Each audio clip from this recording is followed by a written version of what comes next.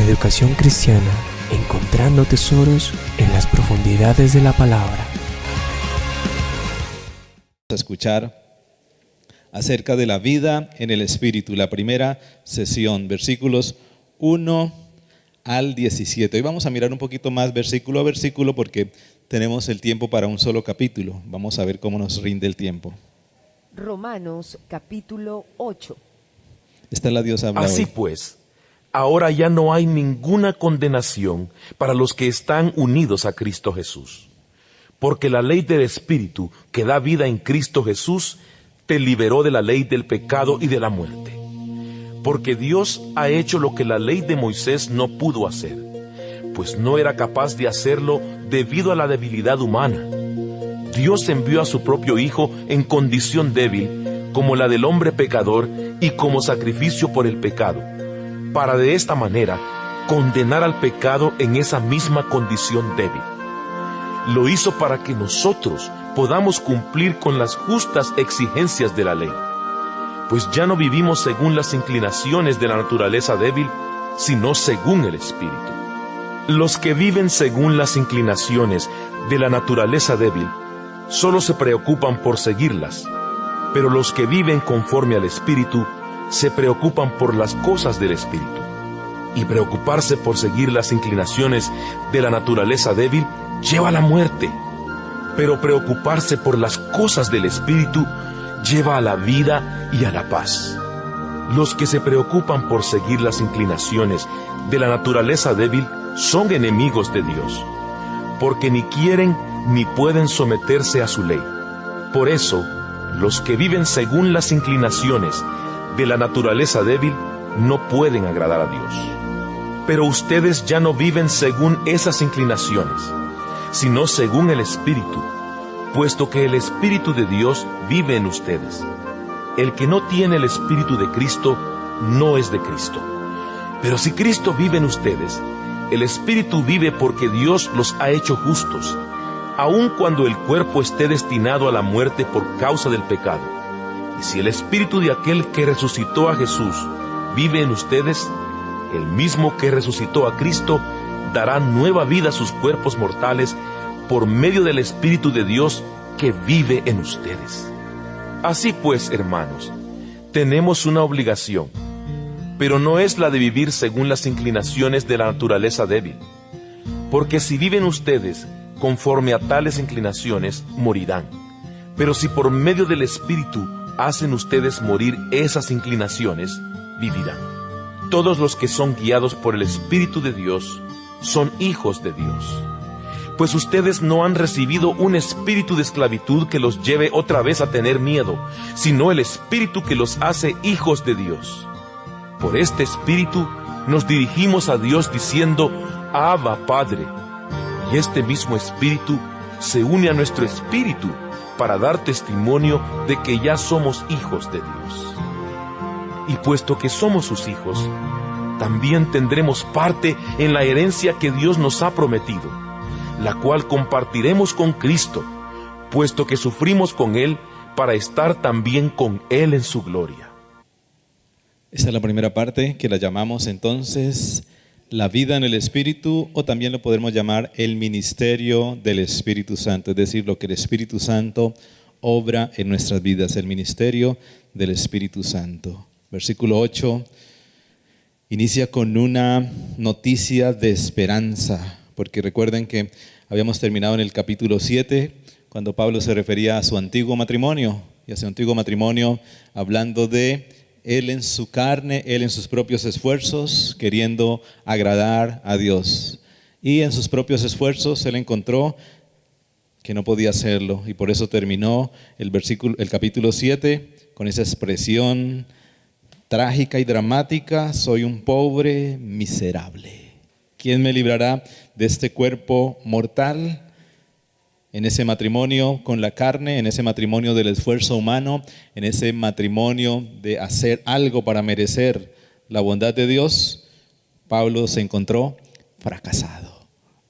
Y él está quizás también poniéndose de ejemplo para lo que todos nosotros vivimos cuando queremos llegar a Dios, entonces por nuestros propios esfuerzos, cuando queremos llegar a Dios agradándole por nuestras obras.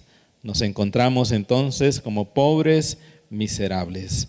Pero el capítulo 8 cambia radicalmente, porque el capítulo 8, como ningún otro, empieza a hablar de algo totalmente nuevo y valioso para todo cristiano, y es el Espíritu Santo puesto en él. Es el Espíritu Santo que ha sido entregado como la promesa del Padre. Y por eso el capítulo 8 inicia entonces con una noticia esperanzadora. Ya no hay ninguna condenación para los que están unidos a Cristo Jesús.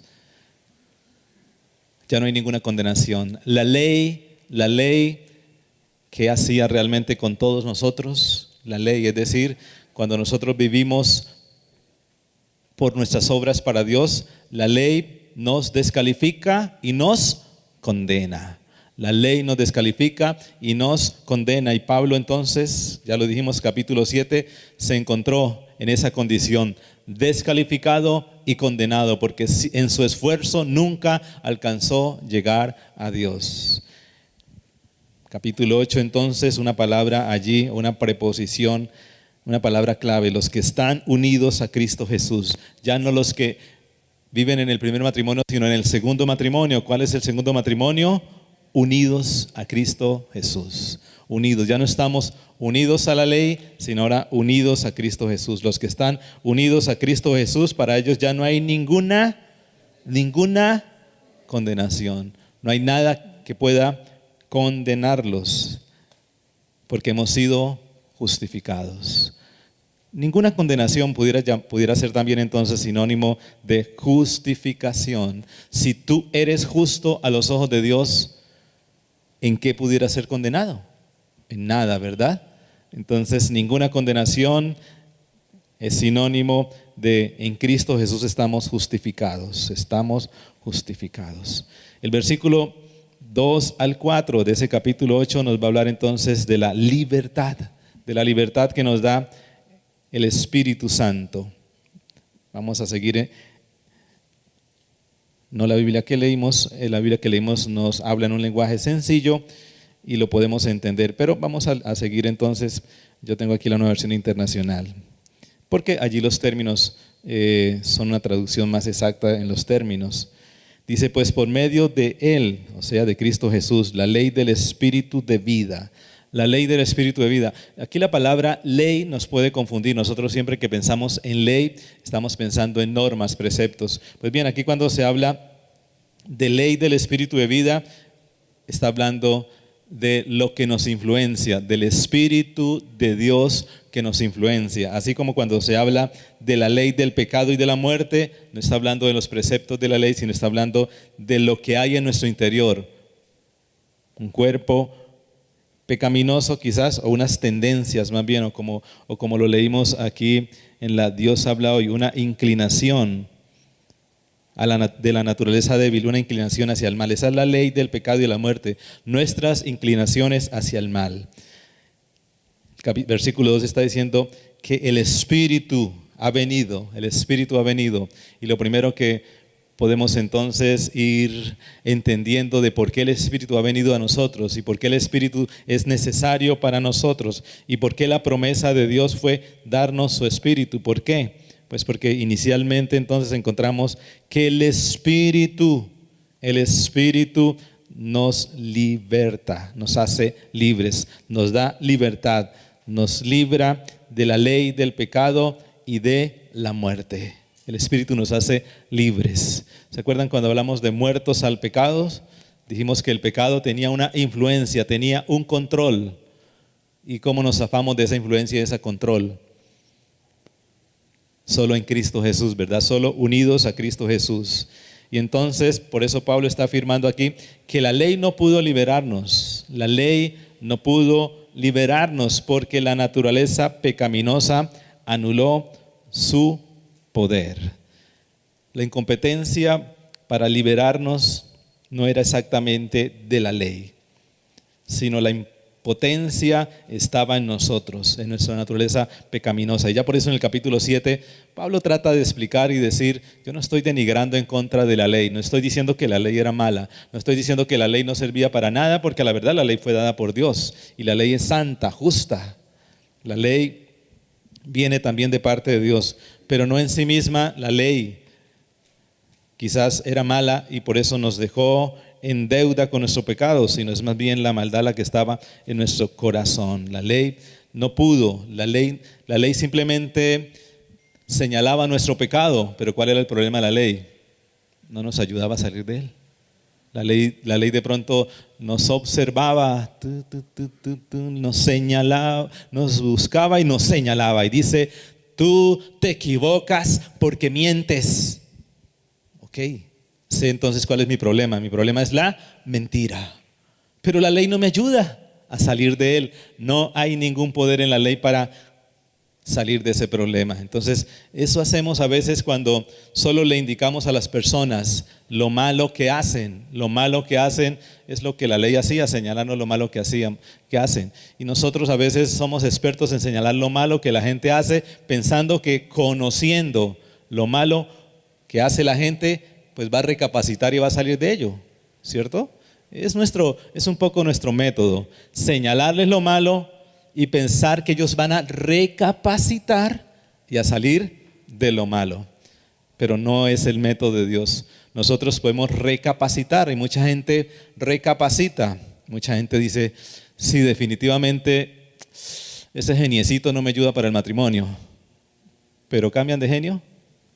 No, cierto, no cambian, siguen siendo iguales porque el saber que el geniecito no les ayuda, pues los hace conscientes de que se están equivocando, pero no les ayuda, no hay algo que les cambie. Pero, ¿qué hizo Dios entonces? ¿Qué hizo Dios entonces para cambiarnos? Para cambiarnos.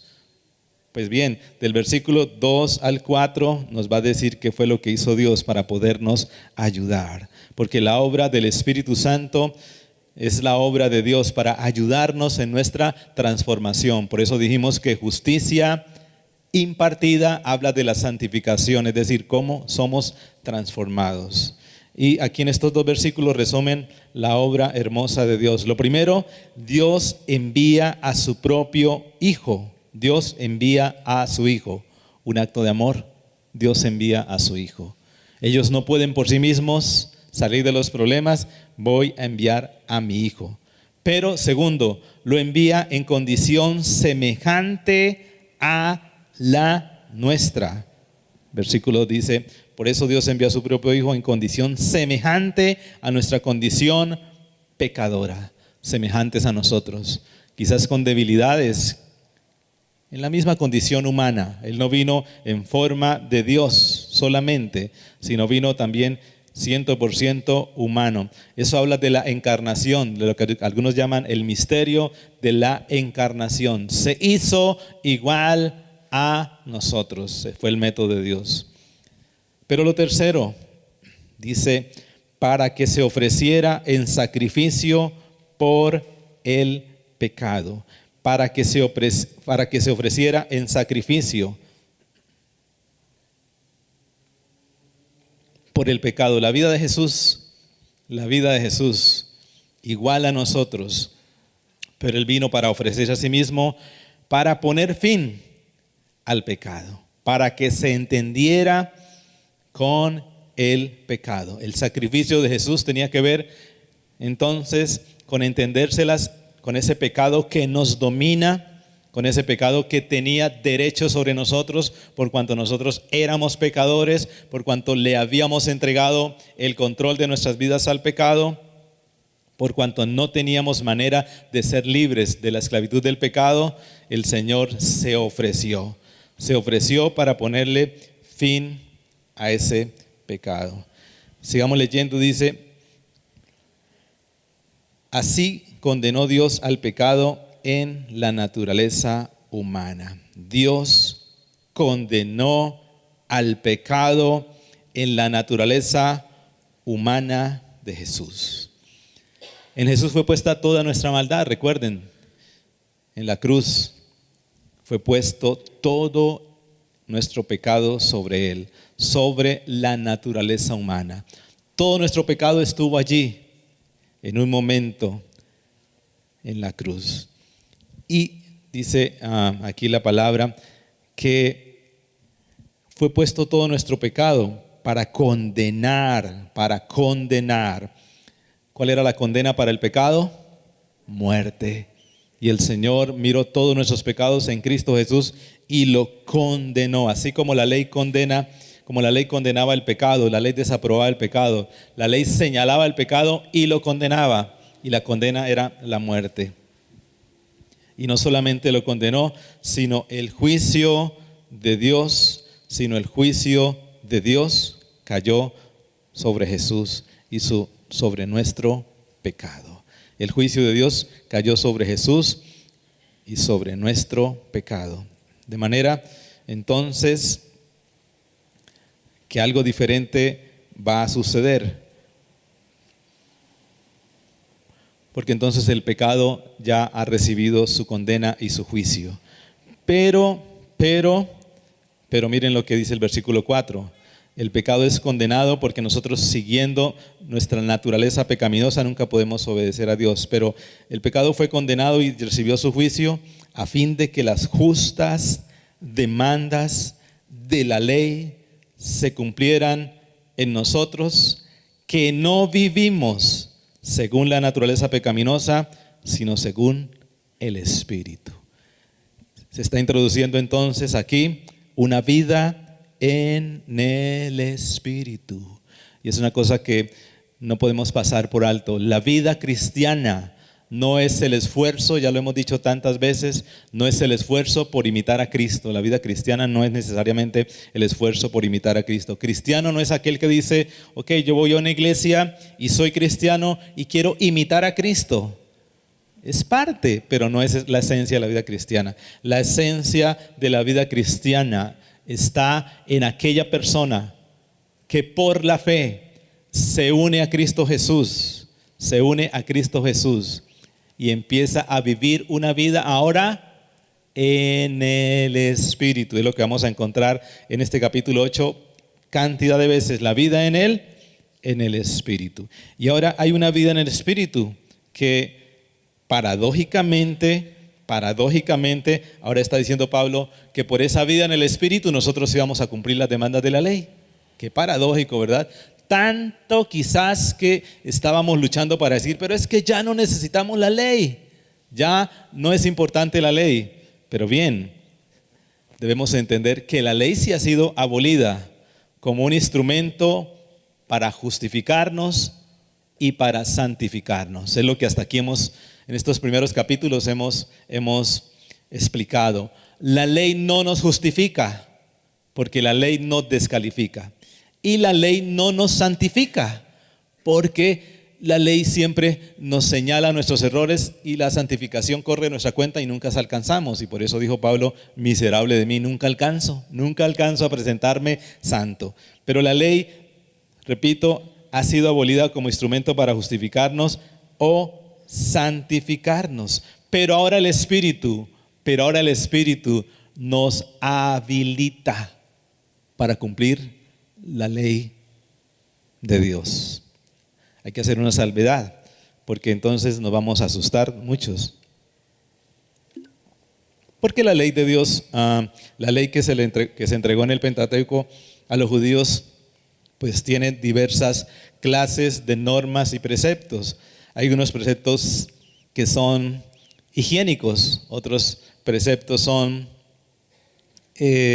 preceptos morales, algunos preceptos son relacionales, pero realmente los preceptos que quizás el Espíritu nos habilita para cumplir son los preceptos morales. ¿Estamos libres del mandamiento que dice honrarás a tu padre y a tu madre? No, ¿verdad? ¿Estamos libres del precepto que dice no matarás? ¿Estamos libres del precepto que dice no codiciarás la mujer de tu prójimo y los bienes de tu prójimo? ¿Estamos libres de todos esos preceptos morales?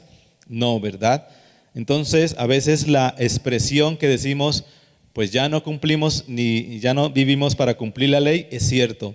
No vivimos para cumplir la ley como un medio de salvación. Nadie se va a hacer salvo cumpliendo la ley, ni cumplimos la ley como un medio de santificación. Pero, paradójicamente, ahora el Espíritu Santo nos habilita para obedecer la ley moral. Quizás, si antes de conocer al Señor te gustaba tomar de lo ajeno, qué paradójico que ahora conociendo al Señor dice, pero ya no necesito cumplir la ley, pero ahora el Espíritu Santo te habilita para dejar de tomar lo ajeno, que es una de las leyes de Dios. Leamos Ezequiel 36 para que lo comprendamos un poquito más. La promesa de Ezequiel, capítulo 36, versículo 26.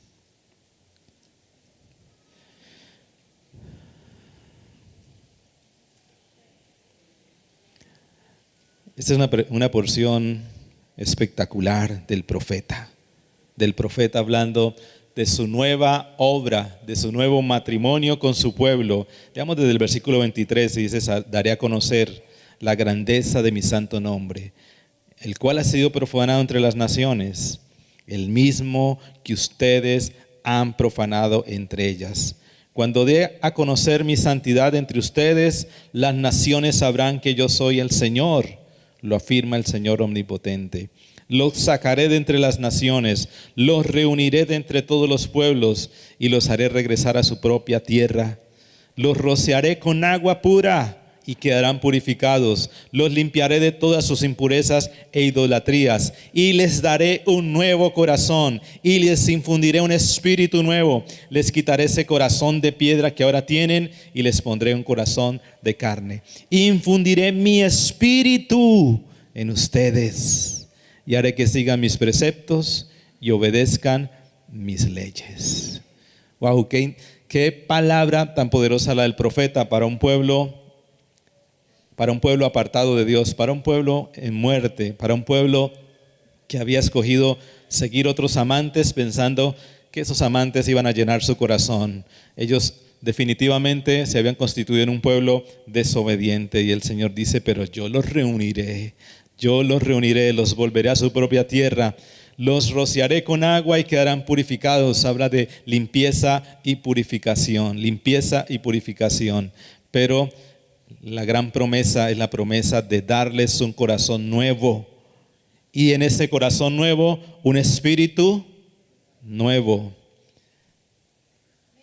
Y les quitaré ese corazón de piedra que ahora tienen y les pondré un corazón de carne, un corazón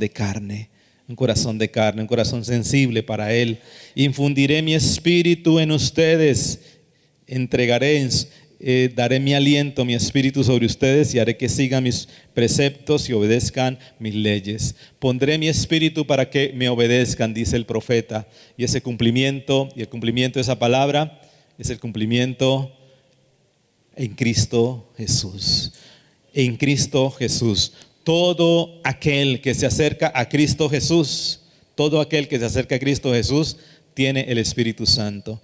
Algo que vamos a enlazar hoy porque hemos dejado a veces el Espíritu Santo aparte de Cristo Jesús, pero no podemos tener a Cristo Jesús sin tener el Espíritu Santo.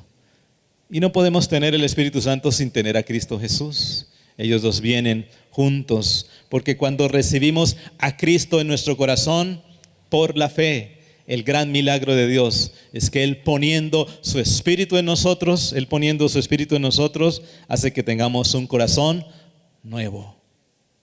Un espíritu nuevo, el nuevo nacimiento del cual el Señor le dijo a Nicodemo, necesitas nacer de nuevo para ver el reino de Dios, es decir, necesitas tener un corazón nuevo, necesitas a través de un espíritu nuevo ver el reino de Dios.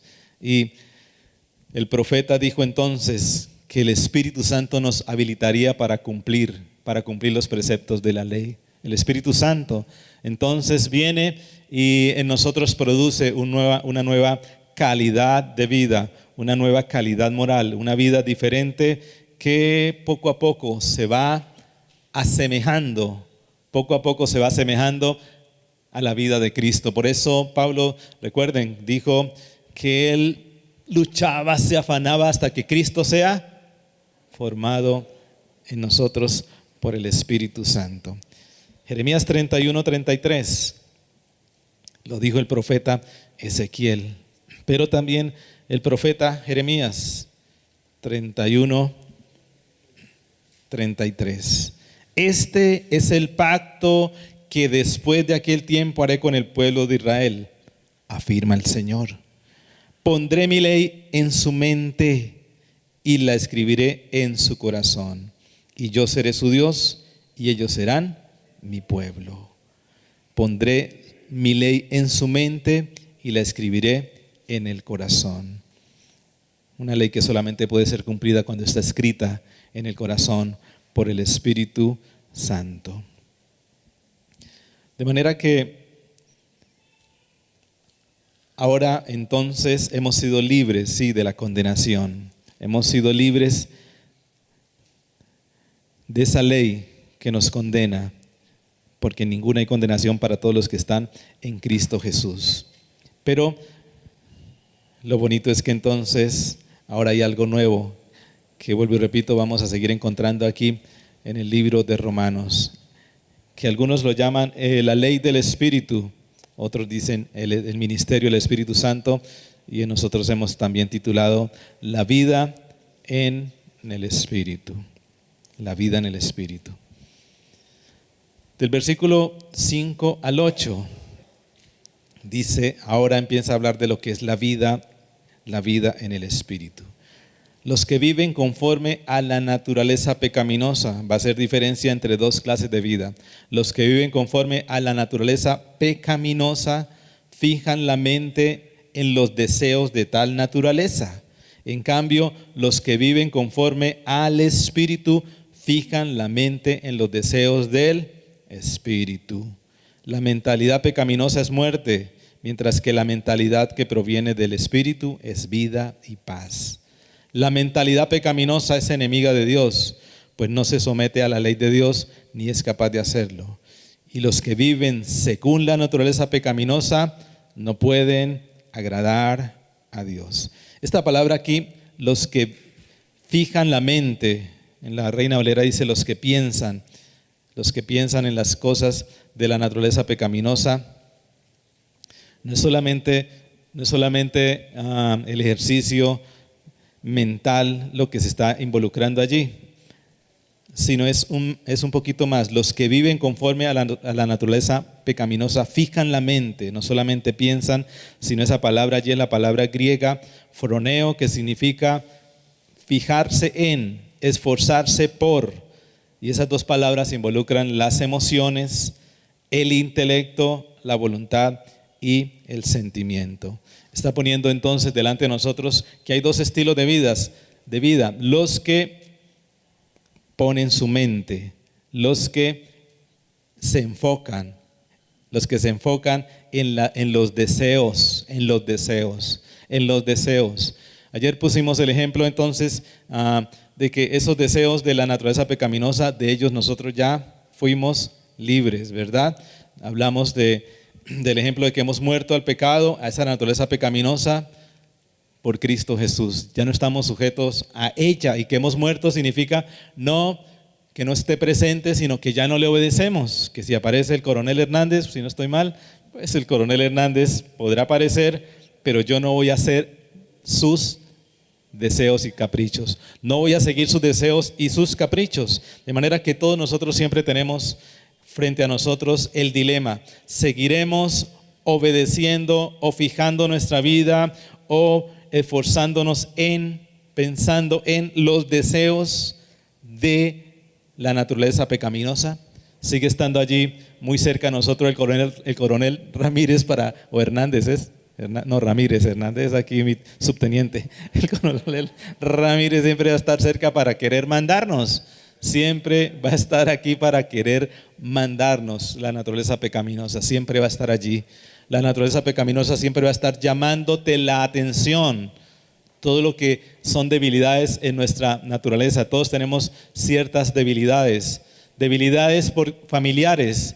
Hay familias que tienen ciertas debilidades. Algunos son rencorosos, algunas familias son vengativas, otras familias son demasiado duras, otras son crueles, otras son intemperantes, algunas son rencillosas, otras son pendencieras. Tenemos debilidades familiares, pero también tenemos debilidades producto de la vida que hemos vivido. La vida nos va generando debilidades que la Biblia a veces llama concupiscencias. Allí donde tú te metiste, en los problemas que te metiste, en los pecados que viviste, te deja un rastro, te deja una huella en tu vida, que es la concupiscencia que a veces te atrae.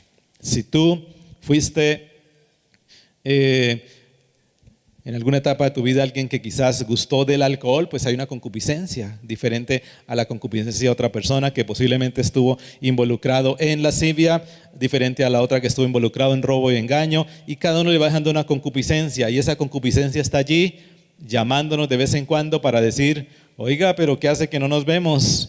¿Cuándo nos vamos a ver? Está llamándonos. Y Pablo está llamando la atención entonces de que tiene que haber una diferencia, de que tiene que haber una diferencia. Porque los que tienen la naturaleza pecaminosa, pues, ¿qué más pueden hacer si no tienen ningún otro recurso en sus vidas? Solo siguen lo que la naturaleza pecaminosa desea. La gente sin Dios, ¿qué puede hacer? Seguir solamente los deseos que están en su carne. A veces se esfuerzan por cambiar, pero mucha gente no cambia, porque es una naturaleza que les gobierna. Pero en cambio, tiene que haber algo diferente en nosotros, los que viven conforme al Espíritu, Aquí está diciendo Pablo que hay una clase diferente de personas.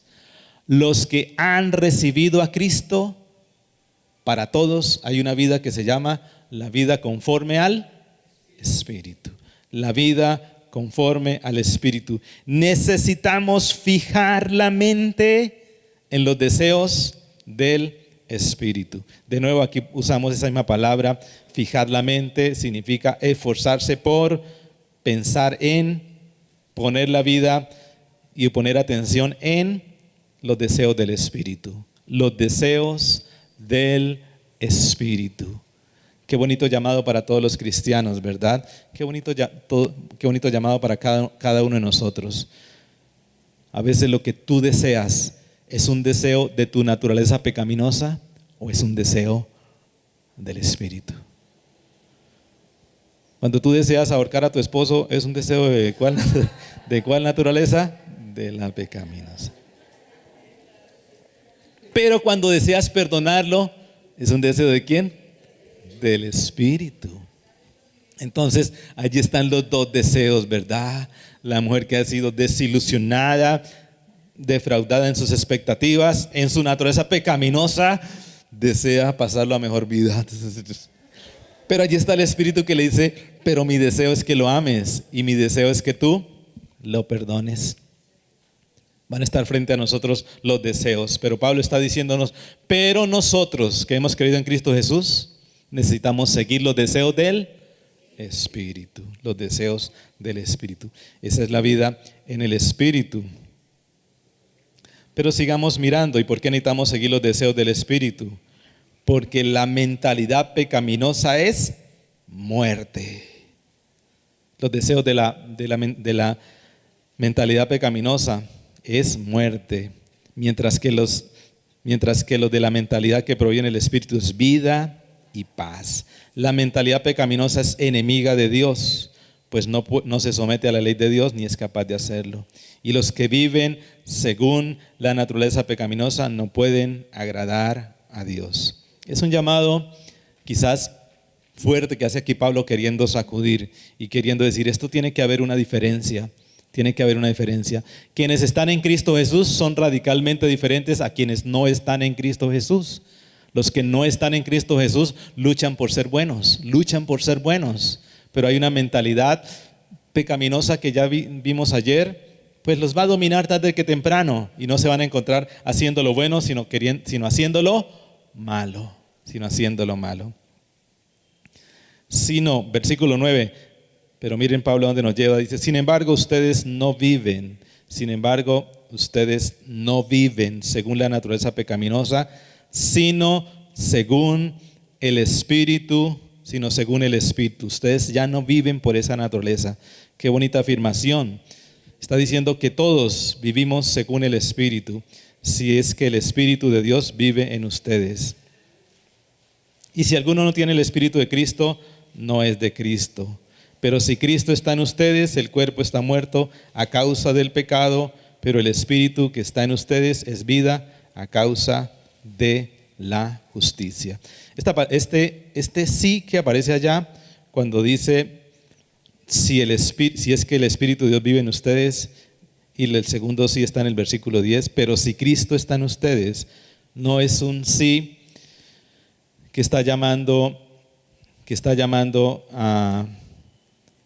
como a la duda, sino es un sí que está llamando a una consecuencia. El sí del versículo 10 y 11 no expresan duda, no es ¿será que sí ustedes tienen el Espíritu de Cristo? Sino está llamando a una consecuencia. Si yo le di plata a usted para que fuera a hacer mercado, uno espera entonces encontrar en la nevera, ¿verdad? Es como si el esposo llega a casa y dice, pero si yo le di plata a usted para hacer mercado, si yo le di plata, entonces ¿qué espera uno? Pues la nevera llena, ¿cierto?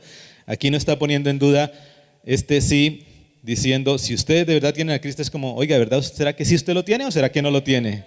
¿Será que usted sí lo tiene o no lo tiene? No, no es eso, porque Pablo está asegurando que unidos a Cristo Jesús, todos tenemos el Espíritu de Cristo.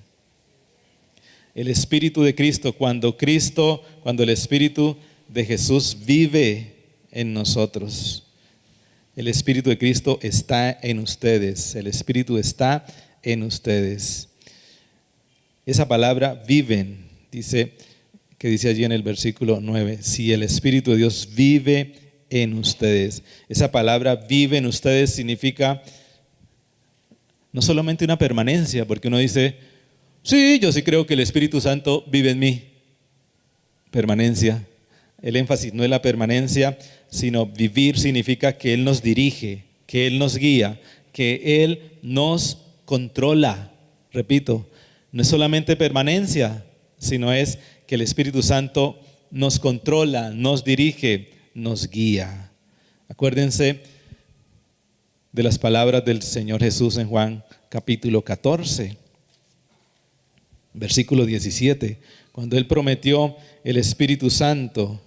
Él dijo, el Espíritu de verdad a quien el mundo no puede aceptar, porque no lo ve ni lo conoce, pero ustedes sí lo conocen, porque vive con ustedes y estará en ustedes. Porque vive con ustedes y estará en ustedes. El otro día explicamos que habían 3 manifestaciones del Espíritu Santo. Hablábamos con los líderes de zona, si no estoy mal, que hay 3 manifestaciones del Espíritu Santo y que nosotros a veces las confundimos. Y uno dice como que, ay, pero yo no oro en lengua, ¿será que tengo el Espíritu Santo? Y esa es una cosa que ha hecho carrera en la iglesia cristiana. El decir que porque uno no ora en lenguas, ¿será que tengo el Espíritu Santo? Otros más dicen, porque escuchan a otros más que dicen, y el Espíritu Santo me dijo. Y entonces dice, oiga, y a mí nunca me ha dicho nada, ¿será que el Espíritu Santo también estará conmigo? Y entonces estamos confundiéndonos. Pero 3 cosas necesitamos entender de la manifestación del Espíritu Santo. El Espíritu Santo en nosotros. ¿Cuándo viene el Espíritu Santo para estar en nosotros? Muy bien, cuando recibimos a Cristo. Cuando recibimos a Cristo, el Espíritu Santo está en nosotros. ¿Y para qué está en nosotros? Bueno, muy bien, para enseñarnos todas las cosas. ¿Para qué más está en nosotros? A animarnos, para guiarnos, revelarnos la justicia. Y de las últimas palabras que dijimos, si vive en nosotros para dirigirnos, para controlarnos y para guiarnos. Recuerden, sin el Espíritu Santo, ¿quién controla nuestra vida? La carne, la naturaleza pecaminosa. Pero el Espíritu Santo en nosotros está para controlar nuestra vida. Lo que no pudo hacer la ley, de ayudarnos a salir de ese dominio, porque la ley, ya lo dijimos, solo señala el pecado, pero no nos ayuda a salir de esa esclavitud. El Espíritu Santo está en nosotros para salir de allí. ¿Qué dijo el profeta Ezequiel? Infundiré mi espíritu en ellos. ¿Para qué? Para que cumplan mi ley. Para que cumplan mi ley y mis preceptos. El Espíritu Santo con nosotros. El Espíritu Santo con nosotros. Es otra promesa del Señor que dijo, los discípulos dijeron, ¿y usted nos va a dejar solos? Bonita la cosa suya, ¿no? Usted nos va a dejar solos. Y Él dijo, no los voy a dejar solos. El Espíritu Santo vendrá para estar con ustedes. Será el acompañante, será el consolador, será la persona que estará a su lado para animarlos, para consolarlos, para darles nuevas fuerzas, para levantarlos en medio del camino. El Espíritu Santo con nosotros. Y la tercera, acuérdense de los discípulos cuando fueron al Pentecostés del Espíritu Santo sobre nosotros. Sobre nosotros, quizás pudiéramos significarlo sobre nosotros para darnos las herramientas para cumplir la vocación a la cual Él nos ha llamado, para cumplir el ministerio, el Espíritu Santo sobre nosotros, los dones ministeriales o los dones espirituales que aparecieron sobre los discípulos aquella vez de Pentecostés, como lenguas de fuego sobre ellos, y hablaban nuevas lenguas y profetizaban. En fin, el Espíritu Santo sobre nosotros, el Espíritu Santo que quizás cuando abres tu boca y no sabes qué decir, está sobre ti para darte las palabras. El Espíritu Santo que cuando oras por los enfermos y tú no puedes ni sanar un zancudo, pues el Espíritu Santo está sobre ti para que fluya sobre la otra persona el poder de sanidad. El Espíritu Santo sobre ti para quizás conocer de alguna dificultad que está llevando a alguien a los abismos y a través de una palabra de conocimiento, de ciencia, conocer para ayudar, y a través de una palabra de sabiduría, pues guiar y brindar una solución. El Espíritu Santo en nosotros, con nosotros y sobre nosotros. De algo no podemos dudar. Podrás dudar que esté sobre nosotros porque dice, pero yo nunca he visto. Bueno, podrás dudar que esté sobre ti para algo ministerial, no importa. Pero jamás podrás dudar que el Espíritu Santo esté en nosotros, porque fue una promesa de Dios. Fue la promesa de Dios. Y en aquellos tiempos pondré mi espíritu sobre toda carne. ¿Qué dijo? ¿Qué refirió el Pedro en la predicación que había dicho el profeta Joel? Y en aquellos tiempos mi espíritu lo pondré sobre toda carne. Realmente en todas las formas, solamente que nosotros quizás a veces somos cortos para ver al Espíritu Santo en nuestras vidas. Eres corto para ver al Espíritu Santo en ti mismo. Cuando te miras a ti mismo y te ves insuficiente y dices, pero yo no puedo, es la hora de ver al Espíritu Santo en tu vida que te ayuda. Cuando dices, pero yo no puedo perdonar, ok, estás mirando tu naturaleza pecaminosa y eso es cierto. En tu naturaleza pecaminosa, la venganza es el llamado más fuerte sobre tu vida. Pero claro que puedes perdonar si de alguna manera dejas al Espíritu Santo en tu vida traer ese perdón. Él siempre va a estar contigo, porque Él dijo, nunca los voy a dejar solos. Jesús prometió y dijo, y estaré con ustedes todos los días. Y estaré con ustedes todos los días. Estará siempre con nosotros, siempre. De nuevo, lo que pasa es que a veces nosotros no lo podemos ver, no podemos ver al Espíritu Santo, porque a veces queremos verlo de cierta manera y no lo vamos a ver como nosotros queremos, sino de acuerdo a la soberanía de Dios, pero Él está con nosotros. Tú dices, pero en esta dificultad tan macha que estoy pasando, ¿dónde está el Espíritu Santo? Bueno, tú lo quieres ver solucionando, pero posiblemente Él está allí para fortalecerte. Y sobre nosotros, claro, todos tenemos un llamado, solamente que tienes que también de alguna forma dejar al Espíritu Santo sobre tu vida actuar. Tú dices, pues si el Señor te envía a predicar, y es una vocación que todos tenemos, llevar su mensaje, en esa predicación para mostrar el amor de Dios a las personas, el Espíritu Santo va a estar sobre nosotros, tenlo por seguro. Y el Espíritu Santo no es selectivo. Si tú te encuentras una persona enferma, tú no vas a decir, ay, Usted estuvo como de malas, porque es que el Espíritu Santo me escoge a mí, pero es para orar más bien por los deprimidos, pero los que tienen esa enfermedad, pues tú dices, no, pero si el Espíritu Santo va a estar sobre mí, yo no lo voy a sanar, pero voy a atreverme entonces para que el Espíritu Santo actúe sobre mí para orar por sanidades. Entonces por eso yo creería que el Espíritu Santo no es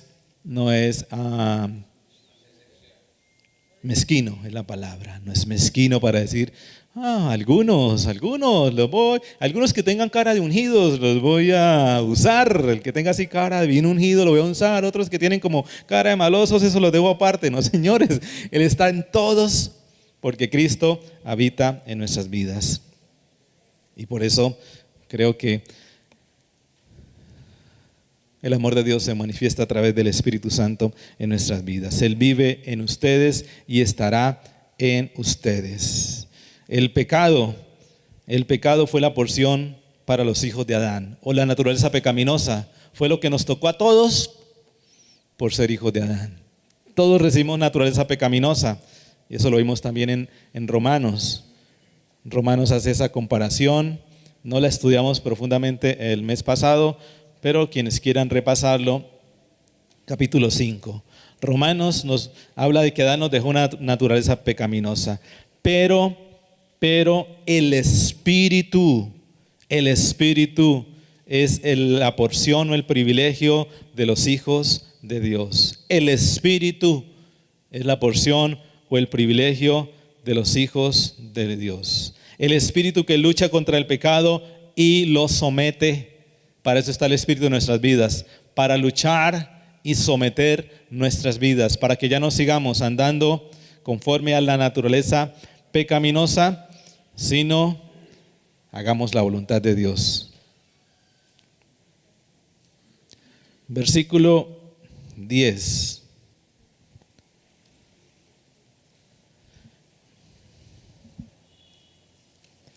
Versículo 10 dice lo siguiente: pero si Cristo está en ustedes, el cuerpo está muerto a causa del pecado, pero el Espíritu que está en ustedes es vida a causa de la justicia. Ya dijimos que esta traducción del sí no es para dudar, sino para aseverar que si Cristo está en nosotros, hay un fruto. Que si Cristo está en nosotros, hay un fruto. Y si Cristo está en nosotros, el cuerpo está muerto a causa del pecado. Pero el Espíritu que está en ustedes es vida a causa de la justicia. Aquí la traducción de está muerto de la Reina Valera y la Nueva Versión Internacional es un poco inexacta, porque nos deja como así que el cuerpo está muerto a causa del pecado. Algunas otras lo traducen, y las versiones populares lo traducen así. Lo que está tratando más bien de explicar acá es que por causa del pecado tenemos un cuerpo mortal. Y algunas versiones lo traducen así. La que leímos, por ejemplo, dice, pero si Cristo vive en ustedes, el Espíritu vive porque Dios los ha hecho justos. El Espíritu vive porque Dios los ha hecho justos, aun cuando el cuerpo esté destinado a la muerte por causa del pecado. Es lo que está queriendo decir aquí Pablo. El cuerpo que tenemos sigue siendo mortal. Aunque tenemos ahora el Espíritu de Dios en nosotros, tenemos un cuerpo mortal. Pero en el versículo 11 y versículo dice, pero no se preocupen,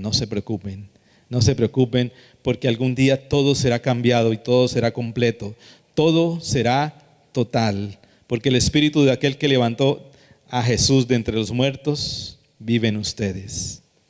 El Espíritu que levantó a Jesús de los muertos vive en ustedes. El mismo que levantó a Cristo de entre los muertos también dará vida a sus cuerpos mortales por medio de su Espíritu que vive en ustedes. Está como completando y cerrando todo lo que pudiera ser en nuestra vida. Porque bien dijo Pablo al terminar el capítulo 7, pero miserable de mí, ¿quién me librará de este cuerpo de muerte? Pues aquí está la respuesta.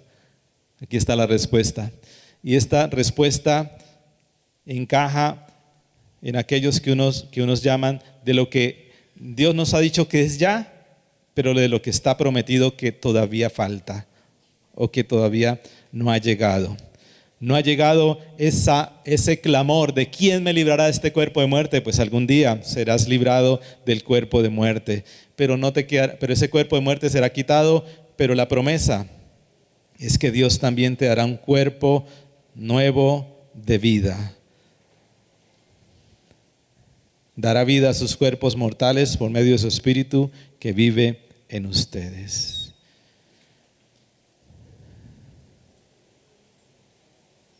Bueno, leamos ahora el versículo 12. De manera que, versículo 12, otro llamado más bien, digámoslo así, a la vida en el Espíritu. Por lo tanto, hermanos, ya que tenemos un cuerpo pecaminoso que ya no nos controla y que algún día será quitado y que además de eso Él no nos proporciona sino muerte, pero Dios ha puesto su Espíritu en nosotros que nos habilita para agradar a Dios, no como medio de salvación, el cumplir cosas, sino que produce el fruto en nosotros de andar conforme a la voluntad de Dios. Dice, por tanto, hermanos, tenemos una obligación. ¿Tenemos una qué? Tenemos una obligación. Tenemos una deuda. Todos tenemos una deuda o una obligación, pero no es la de vivir conforme a la naturaleza pecaminosa, ya no más. Porque si ustedes viven conforme a ella, morirán. Pero si por medio del Espíritu dan muerte a los malos hábitos del cuerpo, vivirán. Aquí está la vida en el Espíritu, miren. Otra cosa más que vamos sumando y al final la resumimos. El Espíritu nos capacita para darle muerte a ese dominio de la naturaleza pecaminosa. Nosotros no estamos en deuda con la naturaleza pecaminosa. Ella solo nos dejó muerte, ella solo nos dejó esclavitud. Ahora le debemos más bien al Espíritu, a la vida en el Espíritu. Y a través de el Espíritu tenemos una obligación: dar muerte a los malos hábitos del cuerpo, a los malos hábitos, los malos deseos, las malas costumbres, las mañas, todo eso que hace parte de nuestra naturaleza pecaminosa. Dice por medio del Espíritu, díganme bien, por medio del Espíritu. Esto no se trata del esfuerzo de ser mejores, de cambiar. Es que hay algo que fue puesto en nosotros, si así pudiéramos llamarlo. Es el Espíritu Santo que nos capacita para hacer morir todos esos malos hábitos, para hacer morir todos esos malos hábitos. Aquí pudiéramos reflexionar un poquito sobre una vida que el mundo nos propone. La vida que el mundo nos propone y la naturaleza pecaminosa lo propone, es gratificarnos, es darnos gusto, darle gusto a todos nuestros deseos. El mundo siempre te está diciendo, dale gusto a todos tus deseos. Pero ahora en Cristo Jesús hay una vida que Dios nos propone. Y de nuevo es otra paradoja. La vida que Dios nos propone es dale muerte a todo lo que tus deseos te proponen. Miren entonces el gran reto de la vida cristiana. La vida cristiana, el mundo te dice, y hoy en día sí que más con la nueva tolerancia, dale gusto a todo lo que deseas y sientes. Si tú sientes que tal cosa, hágala. Si usted se siente bien, esa es la nueva propuesta, ¿verdad? De que dale gusto, que vivir es darle gusto a todo lo que usted siente. Y por eso el mundo persigue una cantidad de locuras. Y la gente pues dice, pues respetable, si a él le gusta, pero ¿qué es lo que estamos haciendo allí?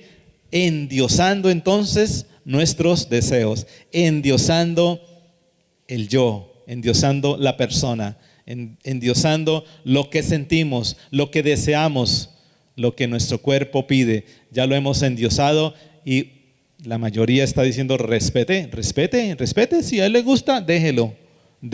Si él quiere, eso está bien, aunque para los demás esté mal, pero para él está bien. Si él quiere seguir eso y él se siente bien así, pues todos debiéramos aceptar que eso está bien. Pero ¿qué es lo que estamos realmente promoviendo?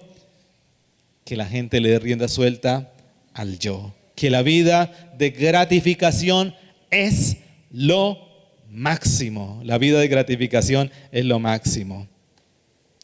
Pero qué paradójico, ese tipo de vida lleva a la muerte.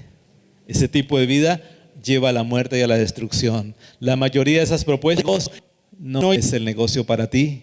Posiblemente no van a salir bien las cosas. Y yo le obedecí al Espíritu Santo y no hice negocio con él. Y en 3 semanas encontré que esa persona había hecho negocio con otro y la había tumbado. El Espíritu Santo me guió. Y entonces uno dice, oiga, a mí eso nunca me ha sucedido.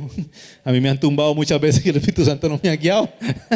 Y entonces uno dice, ¿y entonces será que yo no soy hijo de Dios porque el Espíritu Santo no me guía?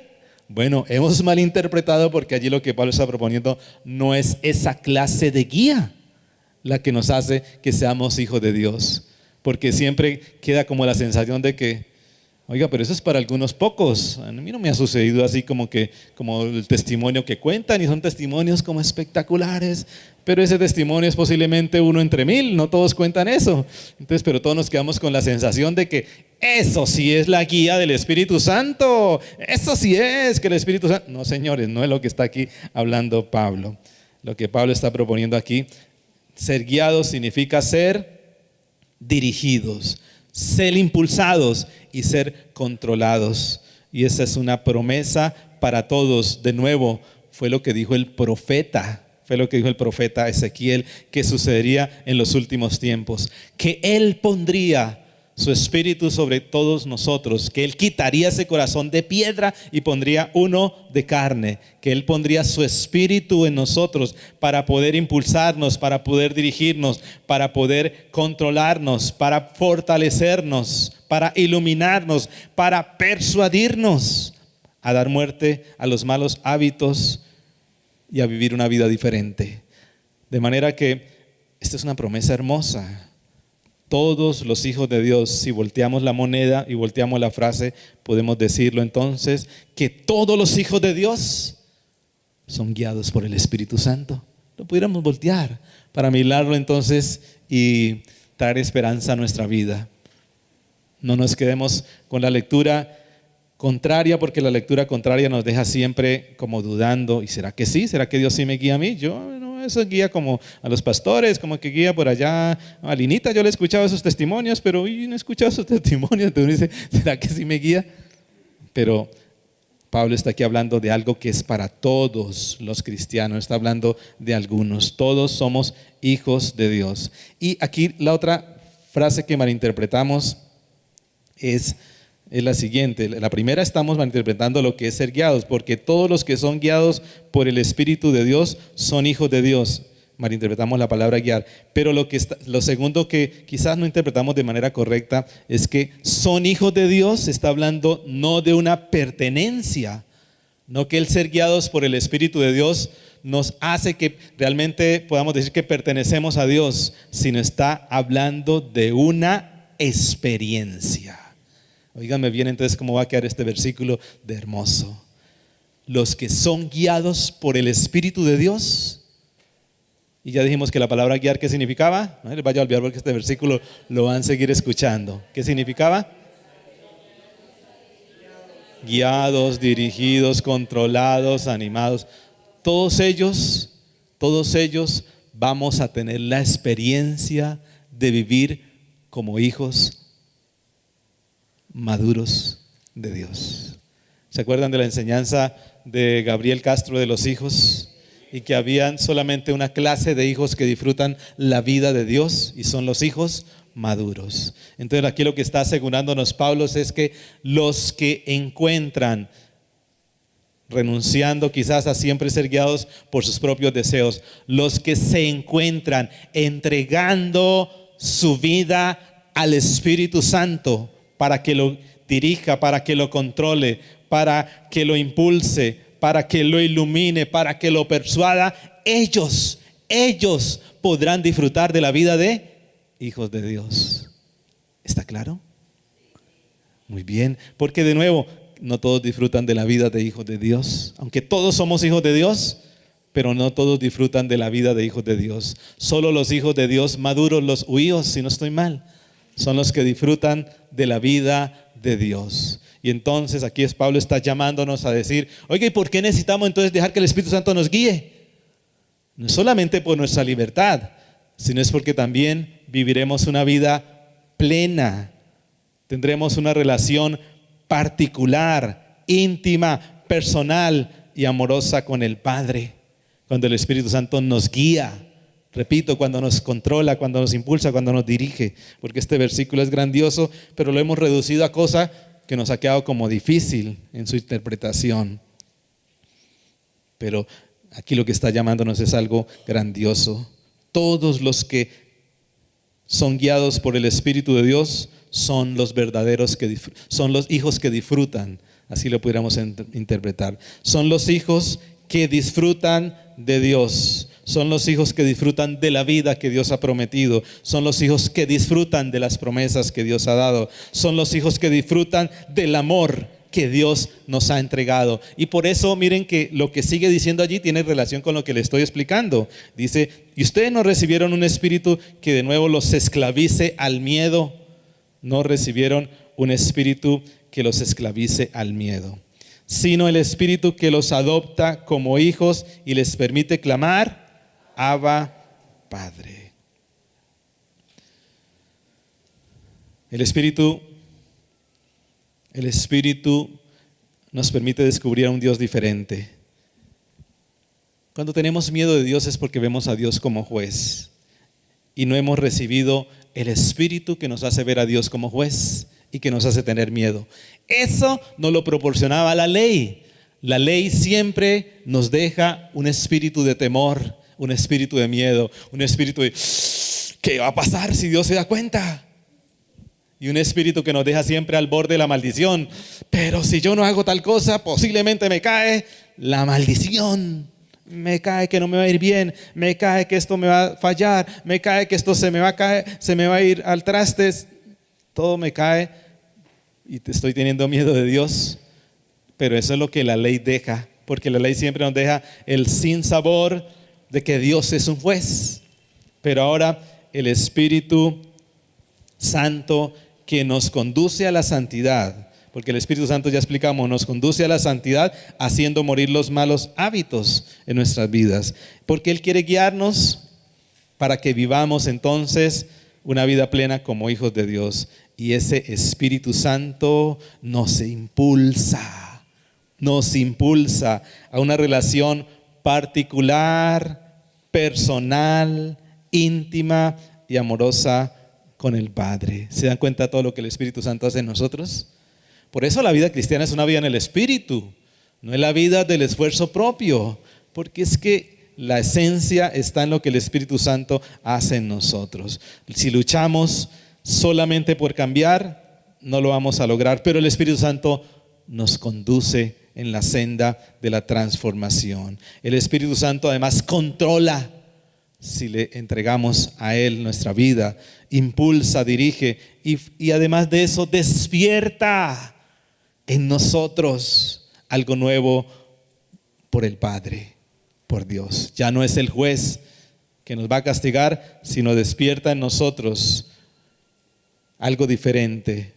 Despierta el enamorarnos, despierta el apreciar a Dios de una manera diferente. Y por eso dice, y ustedes no recibieron el Espíritu de nuevo que los esclavice, sino el Espíritu que los adopta como hijos y les permite clamar, Abba, Padre.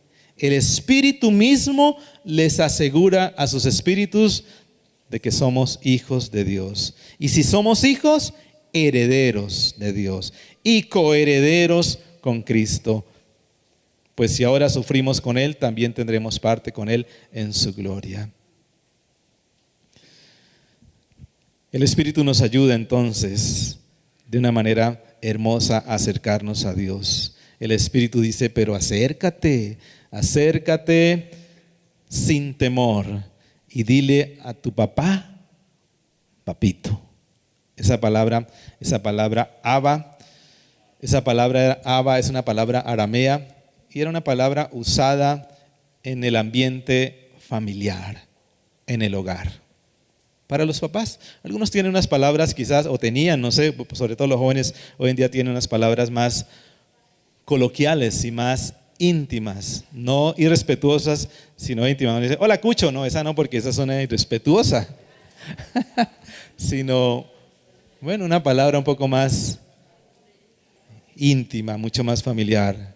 Nia, ¿tiene alguna palabra para Alfredito cuando llega? Ya no es especial. Dice, ¿qué hubo, Cucho? No, ¿qué hubo, Cucho? No, dice pa, o le dice hito, porque se llama Alfredo, entonces hito, bueno, papito, en fin. Perdónenme esto, pero yo siempre le escuché a Fermín diciéndole a su papá, papito. Y esto me parecía precioso, sobre todo conociendo un poquito pues, el testimonio de las cosas que había tenido que enfrentar Fermín con su papá. Pero cuando conoció al Señor, siempre con mucho cariño le decía, papito. Él estuvo con nosotros aquí algún tiempo antes de partir con el Señor. Y esa era una expresión particular de él con su papá, quizás cariñosa, quizás íntima, pero una cosa muy particular. Pues bien, el Espíritu Santo quiere habilitarnos en nosotros una relación del mismo modo con el Señor. Ya no es solamente el Señor, ya no es solamente nuestro Padre Celestial, el Dios Todopoderoso de los cielos, Señor, oh Dios Todopoderoso, bendito seas. No es solamente eso. Y algunos atrevemos un poquito más, papi, pero no suena como decirle a Dios papi, ¿será que sí me acepta? Pero el Espíritu Santo está llevándonos más allá y está diciendo, en tu encuentro con el Señor hay un ambiente familiar y le puedes decir a Él, quizás como le dirías en el término más cariñoso y más íntimo que tú quieras llamarlo, Dios te va a aceptar en esa relación esas palabras. El Espíritu Santo nos empuja. Dice la palabra allí, clamar. El Espíritu que los adopta como hijos les permite clamar. Clamar es lo que hacen. ¿Todos ustedes tuvieron hijos pequeños?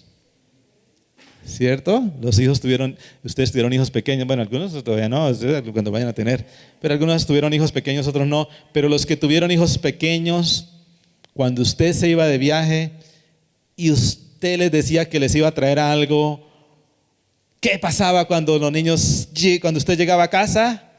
Los niños clamaban, esa es la palabra que se usa aquí, los niños clamaban, ¡papi! ¿Qué me trajo? Pero eso que está allí, esa palabra que el Espíritu quiere producir en nosotros de clamor, es eso.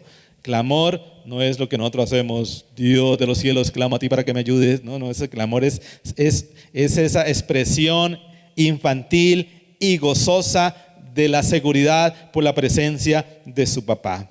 El clamor entonces que Dios quiere despertar en nosotros, vuelvo y repito, es esa expresión infantil de la llegada de su papá, de la alegría de tener allí a su papá, que en el caso de los niños pues a veces era una alegría interesada, pero poco a poco los niños quizás también, cuando tú te ibas, encontraste una alegría desinteresada y estaban contentos porque te veían, porque te amaban. Esa es la palabra clamar. Y la palabra Abba entonces habla de una relación muy cercana, de una expresión de alguien que te es cercano.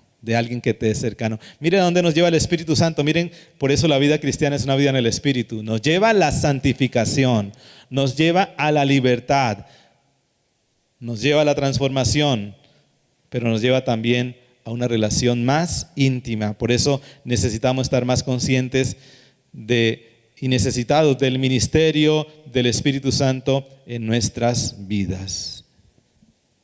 El Espíritu Santo además dice que es un testigo de nuestro clamor y además Él nos confirma de que somos hijos de Dios.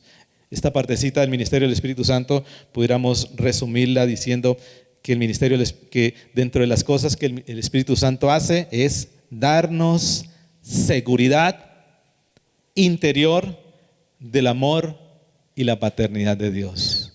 Si ven que la vida cristiana es preciosa, Porque el Espíritu Santo nos transforma, pero no nos deja solamente como hijos buenos, nos volvió hijos buenos. No es solamente volvernos hijos buenos lo que hace el Espíritu Santo, sino además de eso, el Espíritu Santo va llevándonos a que estemos seguros en el corazón del amor y la paternidad de Dios. Y además de eso, adicional, al final dice que también nos lleva a entender que somos herederos de Dios y coherederos con Cristo. Herederos de Dios y coherederos con Cristo. Además de eso, hay una promesa de herencia. Y el Espíritu Santo es la primicia de esa herencia. El Espíritu Santo es la primicia de esa herencia, es decir, son las arras. Es la primera parte, vamos a tener una herencia grandiosa. ¿Y cuál es la herencia grandiosa que el Espíritu Santo nos dice que vamos a tener? Buena pregunta. ¿Qué es lo que el Espíritu Santo, al decir yo soy la primicia de una herencia, cuál es la herencia final? ¿Cuál es la herencia final? ¿Cuál es la herencia final? Vida eterna. ¿Quién dijo más? Seremos glorificados juntamente con Él. Tendremos parte con Él en su gloria. Muy bien, cerca. Pero pudiéramos resumirlo. Recibiremos la corona de gloria. Uy, todo eso es precioso. Pero creo que más precioso fue lo que dijo el salmista en el Salmo 73, 25. 73, 25. ¿Y a quién tengo en el cielo sino a ti? Si estoy contigo, ya nada quiero en la tierra. La herencia final es Dios mismo. Es Dios mismo, lo tendremos a Él. El Espíritu Santo, si así pudiéramos llamarlo, aunque es Dios, pero es parte de lo que vamos a tener al final. El Espíritu Santo es parte de lo que vamos a tener al final. ¿Y qué vamos a tener al final? A Dios mismo. ¿Qué vamos a tener al final? A Dios mismo. Lamentaciones 3:24, también dijo allí el profeta.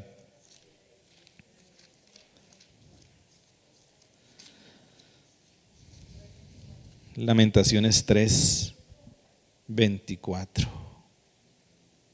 Dijo: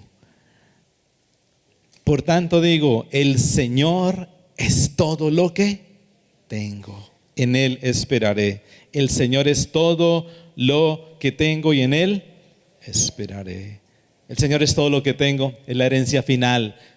Es la herencia final. Tendremos al final no solamente el Espíritu Santo, que es nuestra primicia, sino lo tendremos a Él. La riqueza más valiosa que cualquiera podemos tener al final, además de todo lo que ustedes dijeron, es tenerlo a Él.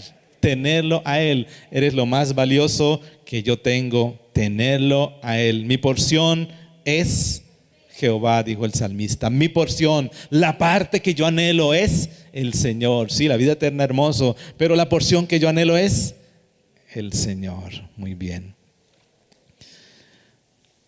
La segunda parte, y esto nos fue el tiempo.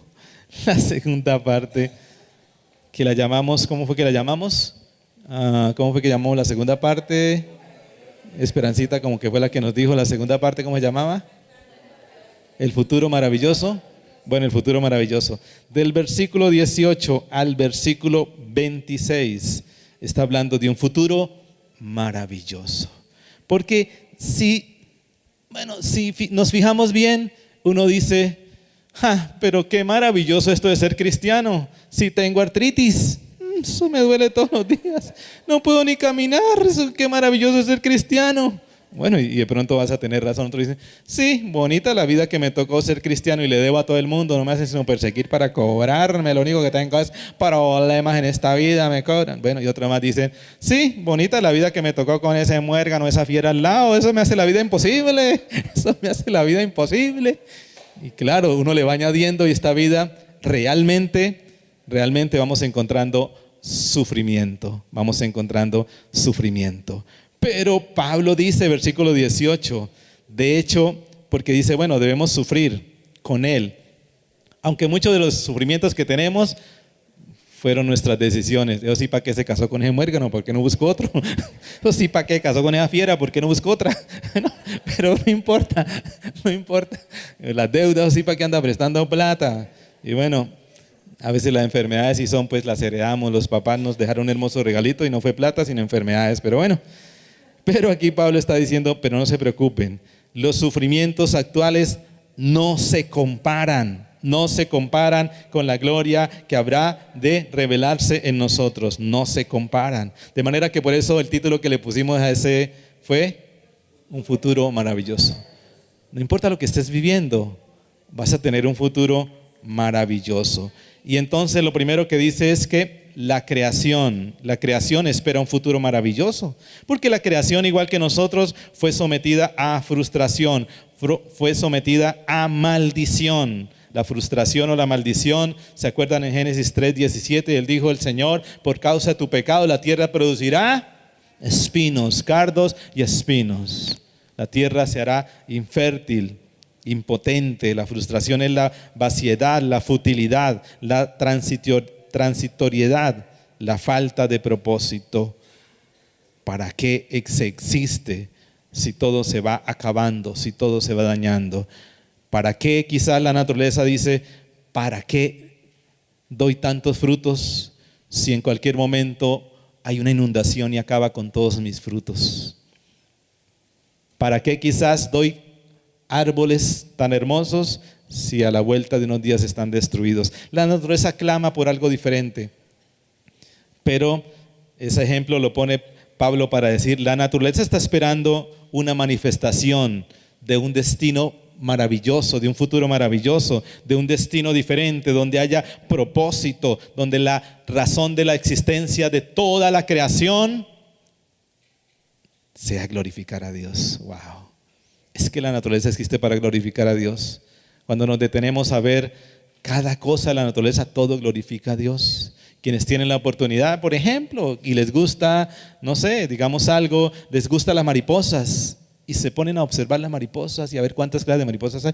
Uno siempre dice, uy, qué belleza, y qué belleza lo que Dios hizo. Se dispone la creación, glorificar a Dios. Los que les gustan los mares y lo que hay debajo de los mares, encuentran en la variedad la gloria de Dios. Los que les gustan los árboles y las montañas, siempre glorifican a Dios. Siempre que caminamos o caminábamos, porque eso ya no camina, ya nos duelen las rodillas y no volvimos a caminar, pero siempre que caminábamos allá por las montañas, siempre terminábamos glorificando a Dios. Siempre teníamos que hacer un pare en medio de las montañas a ver la hermosura de esas montañas que Dios puso a nuestro alrededor para glorificar y decir, Dios, eres tan grande y eres tan maravilloso y eres tan hermoso y todo esto lo hiciste con hermosura.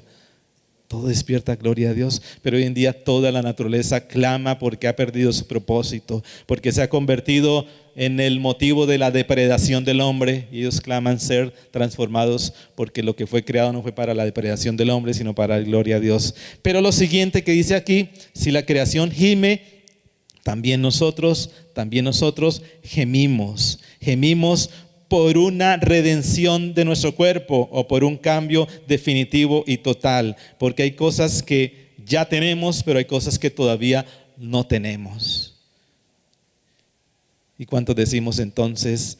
Hay cosas que necesitamos cambiar definitivamente. Aquellos dolores de nuestro cuerpo algún día serán cambiados definitivamente, y por eso al final en el Apocalipsis dice que en presencia del Señor ya no habrá más llanto ni habrá más dolor, porque todo será cambiado, porque todo tendrá sentido diferente, porque la creación quizás se ha vuelto, como dijo el predicador, el Coelet, en el libro de Eclesiastés, todo es vanidad, todo es un absurdo, era lo que dijo el predicador. Todo en lo que se hace debajo del sol es un absurdo, la vida de los hombres es un absurdo, persiguen cosas tontas. Por eso esa expresión famosa de vanidades significa alguien que persigue el humo. Ebel es la palabra allí, vanidades, es el humo. Vanidad de vanidades lo tradujeron de esa manera Pero lo que estaba diciendo es que la vida de los hombres es como alguien que persigue el humo. Eso es un absurdo. Esa es la vida de la creación. Y no solamente de la creación, sino la vida de los seres humanos. Es un absurdo. Y ya hemos mencionado muchas veces que en la traducción popular de Eclesiastés 6:6, el autor dice: a los necios y a los sabios se les va la vida por igual. A todos se nos va la vida por igual. Solamente persiguiendo el alimento y jamás pareciéramos tener lo suficiente. Es decir, la vida de los hombres es un absurdo. La preocupación final de todos los hombres es tener para sobrevivir, pero jamás tienen suficiente para vivir. Es lo que trata de decir el Eclesiastés. Eso lo predicamos hace mucho tiempo. ¿Quieren que lo volvamos a predicar un domingo estos? Eso lo predicamos hace mucho tiempo. El absurdo de lo que propone el autor de Eclesiastés. La vida de los hombres es un absurdo.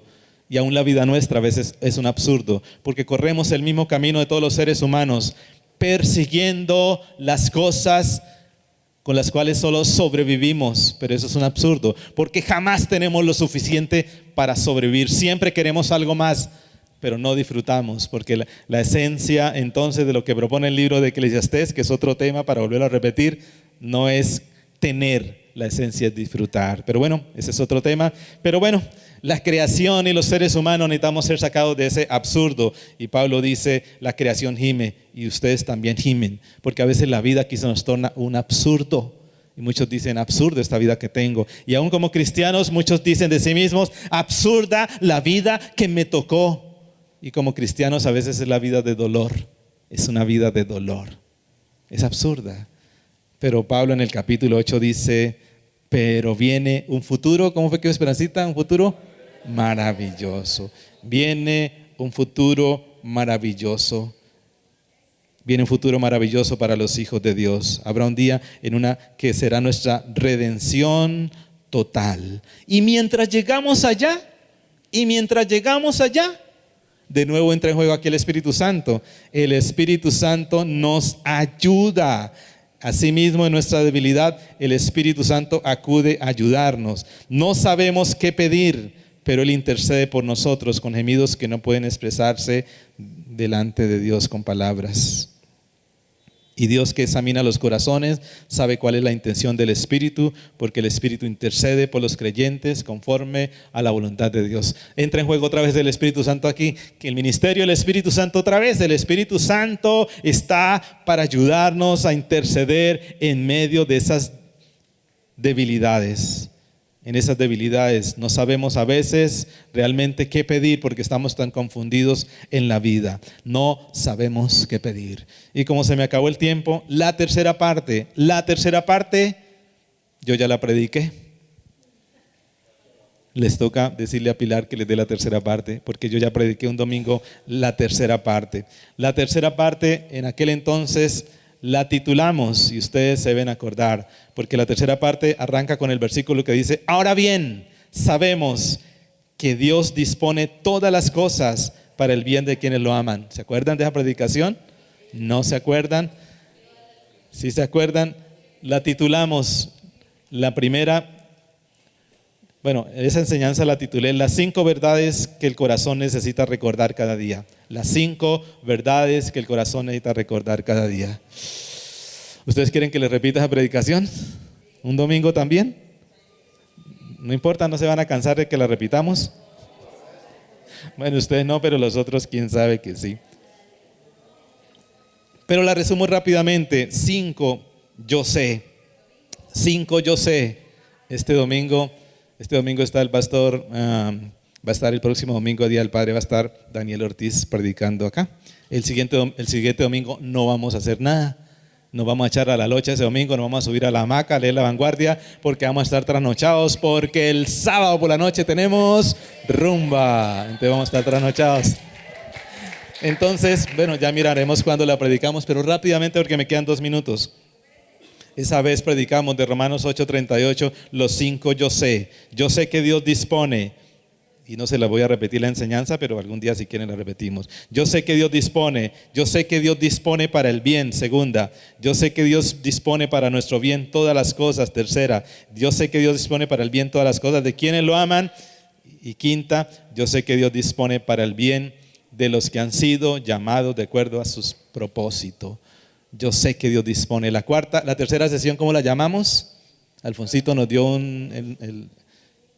la tercera parte. Ese era el canto de amor. El canto de amor, ¿cómo es, Alfonsito?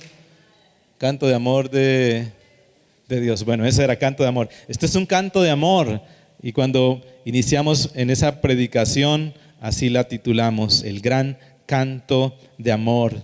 El gran canto de amor de Dios. Los 5, le pusimos en la predicación, los 5, Dios decidió a los que conoció de antemano. Dios decidió a los que conoció de antemano. Dios decidió predestinarlos para que sean transformados según la imagen de su Hijo. Dios decidió a los que predestinó llamarlos a una vocación. Dios decidió a los que llamó también justificarlos. Ya hemos visto la justificación. Y Dios decidió que a los que justificó también los glorificó. Y lo último de aquella enseñanza era, pero yo sí decía. Los 5, yo sí decía. ¿Sí se acuerdan de esa enseñanza, cierto? Ahora sí nos acordamos, pero eso como que va a tocar predicarla porque no nos acordamos mucho. Yo sí decía que aún las 9 y toca acabar porque están yendo todos. Bueno, no le voy a recordar más porque ya lo estoy cansando, pero solamente quería cerrar resumiendo el ministerio del Espíritu Santo. Regáleme 30 segundos porque no me voy a quedar aquí yo predicando solo, pero solamente permítame resumir en 30 segundos el ministerio del Espíritu Santo, porque dijimos que Romanos capítulo 8, ¿qué era? La vida en el Espíritu Santo. El Espíritu Santo nos capacita para cumplir la ley, versículos 2 al 8. El Espíritu Santo subyuga la naturaleza caída, versículos 9 al 13. El Espíritu Santo nos adopta en la familia de Dios y nos ofrece certidumbre de que somos hijos de Dios, versículos 14 al 17. El Espíritu Santo es la garantía y anticipo de la herencia final, versículos 18 al 23. Y el Espíritu Santo nos ayuda en nuestras debilidades, versículos 26 y 27. Es la vida en el Espíritu Santo, Romanos capítulo 8. Buena noche para todos, perdonen la tardanza.